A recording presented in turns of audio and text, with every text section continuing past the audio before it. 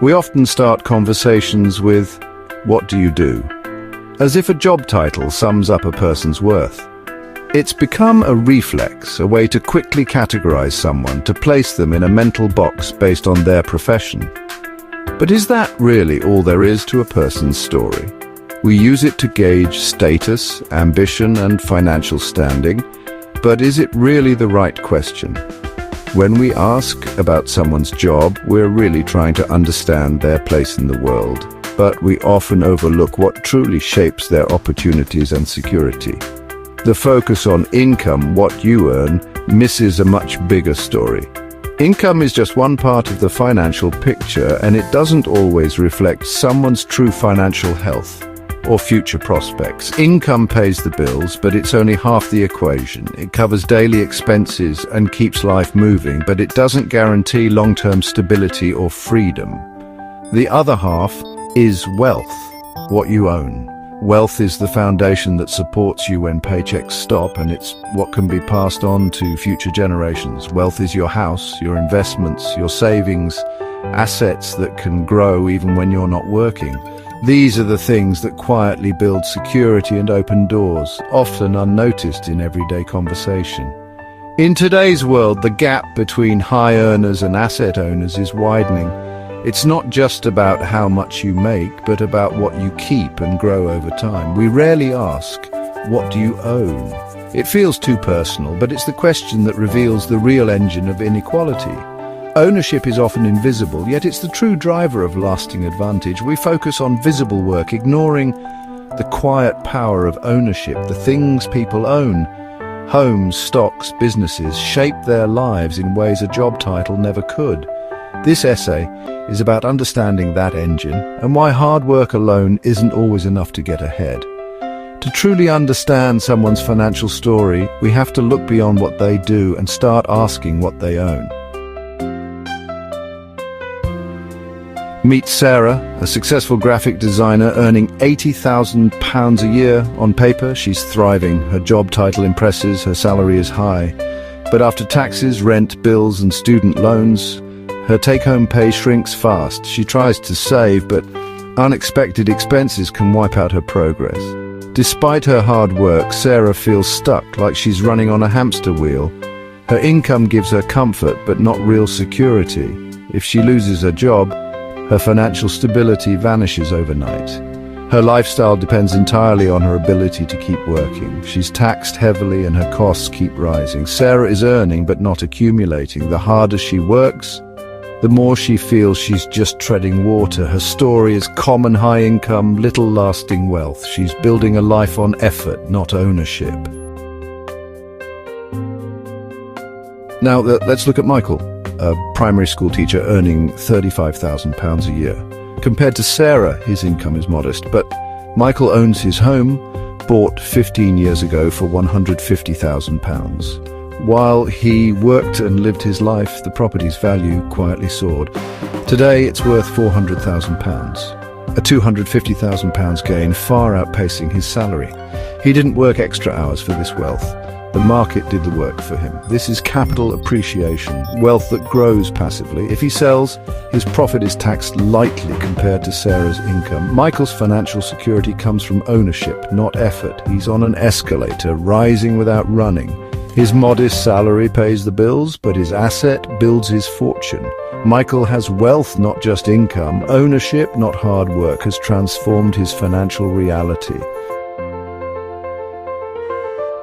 Sarah and Michael's stories reveal two financial systems, one designed for earners and another for owners. These systems quietly shape the lives and futures of millions, often without us even realizing it. Sarah's path is the hamster wheel, constant effort, taxed at every turn, progress limited by time and energy. She puts in long hours, sacrifices evenings and weekends, and still finds herself struggling to get ahead. The harder she works, the more she's taxed and the less she keeps. Her income is always under pressure, and her financial growth is slow and uncertain. Michael's path is the escalator, ownership of assets that rise in value, often with little effort. He benefits from investments that grow while he sleeps, and his wealth multiplies quietly in the background. His wealth grows passively and is taxed less when realized. The system is designed to favor those who own, not just those who work. The system rewards owning, not doing. Ownership opens doors to opportunities and advantages that hard work alone rarely provides. Asset appreciation accelerates wealth, while labor is capped and heavily taxed. Over time, this gap only widens, making it harder for earners to catch up. Owners pay less tax, and only when they sell. This allows their wealth to grow largely untouched for years, compounding quietly. This divide explains why hard workers can feel stuck, while owners move ahead with ease. The difference isn't just luck, it's built into the rules. The rules are fundamentally different for each path. One is a steep climb, the other a smooth ride upward. The hamster wheel is exhausting, the escalator is effortless. The contrast couldn't be clearer. This is the unspoken divide shaping our society. It's a gap that grows wider with every passing year, affecting families, communities, and futures.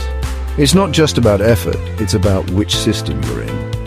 Understanding this difference is the first step to changing your financial future. The tax system deepens the divide between earners and owners.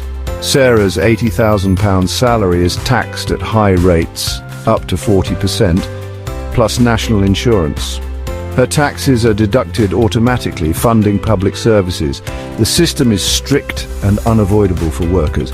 Michael's £250,000 property gain is taxed as capital at a much lower rate, 24%, and only when he sells. He even gets a tax-free allowance. The system rewards ownership, not effort. This isn't a loophole, it's by design. Lower taxes on capital are justified as encouraging investment, but in practice, they benefit those who already own assets. The message is clear. Turn income into assets as soon as possible. Work is taxed heavily, wealth is treated gently.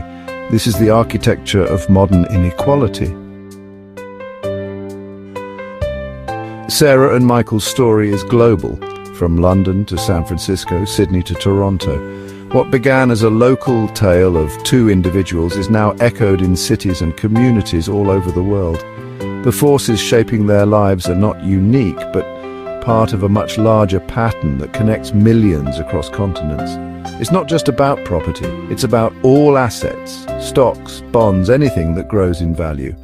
Ownership of these assets has become the key to building wealth, and the opportunities to own are not distributed equally.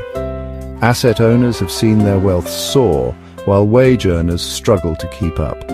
The gap between those who own and those who work for a living is widening, creating new challenges for society. This shift creates a cycle. Wealth begets more wealth, often passed down to the next generation. Families who already have assets can help their children get ahead, reinforcing the cycle. Children of owners start life on the escalator, while others spend decades trying to catch up. The difference in starting points shapes opportunities, ambitions, and even dreams. The result is dynasties of ownership, less tied to hard work than inheritance.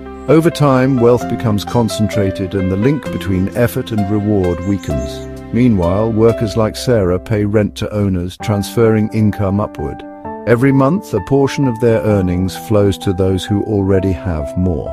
The divide grows, renters and owners, workers and investors. The world is increasingly split between those who benefit from ownership and those who rely on wages alone. Social mobility feels out of reach and frustration rises. Many young people wonder if they'll ever catch up or if the system is stacked against them. This isn't about good or bad people. It's about a system that rewards ownership. The rules are set up to favor those who already have assets, making it harder for others to break in. Tax policies and incentives have tilted the scales towards passive wealth.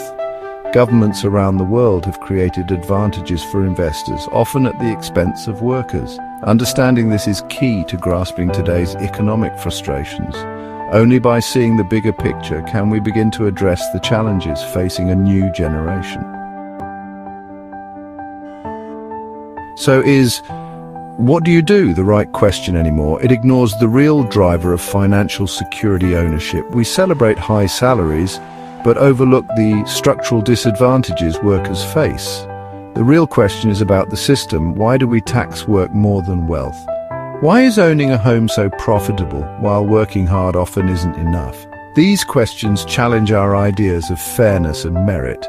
It's not about blaming individuals, but understanding the rules of the game. When hard work doesn't lead to security, it's time to question the system. We need to focus on the economic architecture, not just individual effort. The next step, understanding how the housing market became the heart of our inequality crisis.